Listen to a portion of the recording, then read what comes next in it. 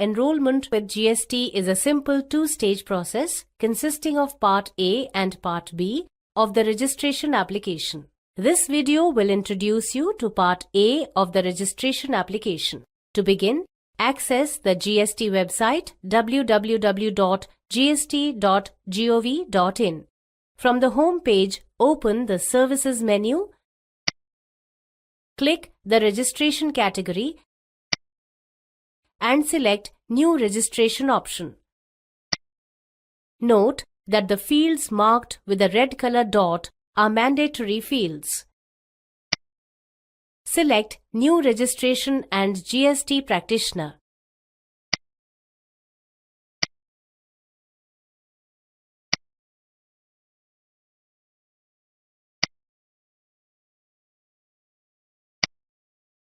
Provide your basic information, including the permanent account number, PAN. Make sure to enter a valid email address and Indian mobile phone number, since the GST portal will communicate one-time passwords, OTPs, and notifications at this address and mobile phone number.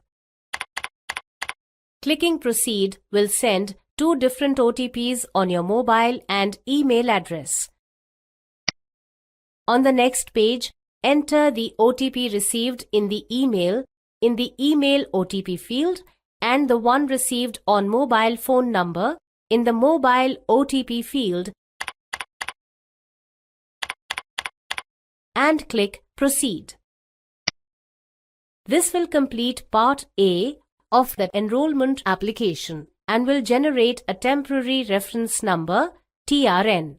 Note down this TRN to fill the Part B of the enrollment application. Click Proceed.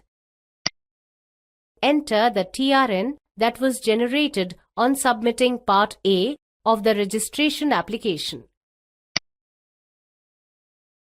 Enter the CAPTCHA as usual and click Proceed. This will trigger an OTP. Enter the OTP received and proceed further. Notice the status of the registration application shows as draft.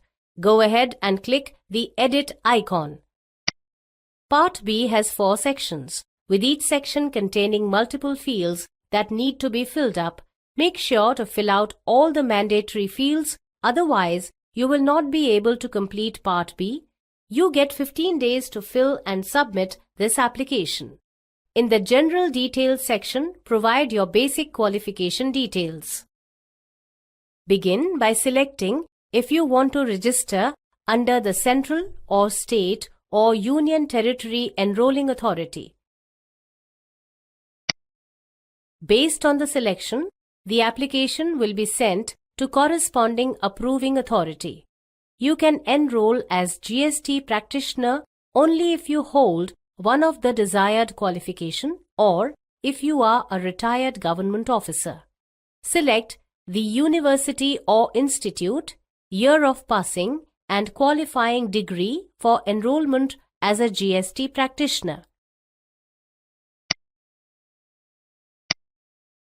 In case of CA or CS or CMA, enter the membership details including membership type, number, and date.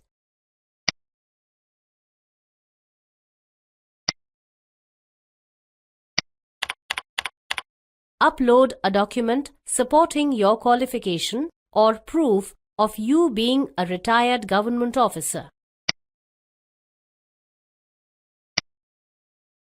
Make sure the document is in PDF or JPEG format and of size up to 100 KB.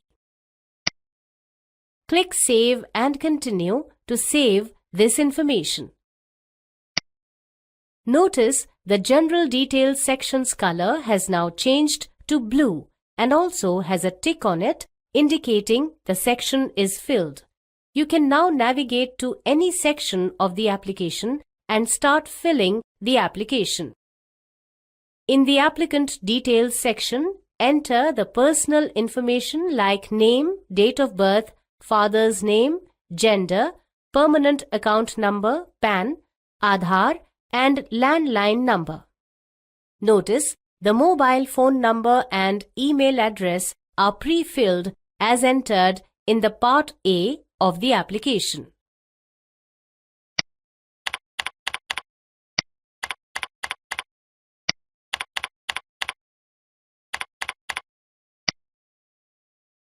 Next, upload the photograph. Make sure the photograph is in JPEG format and size is less than 100 KB. Click the Save and Continue button. The next section allows entering the professional address. Provide professional address with PIN code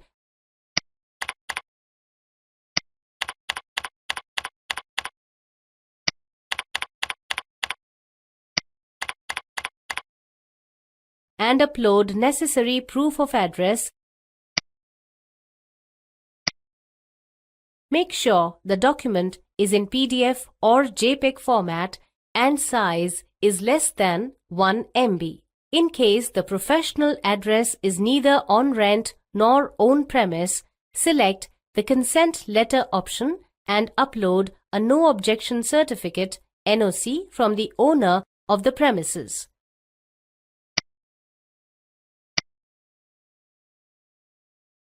Once done, verify the application.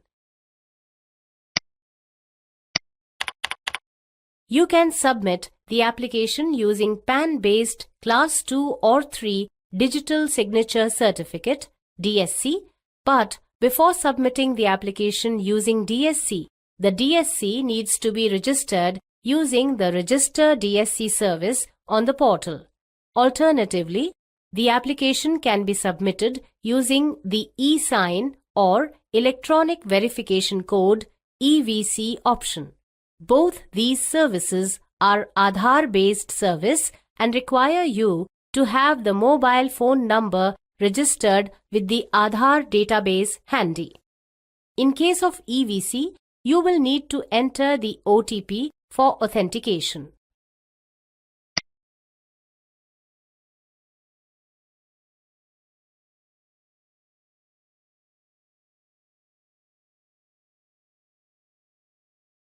Agree to the warning message, which says that all your furnished information is subject to verification and scrutiny.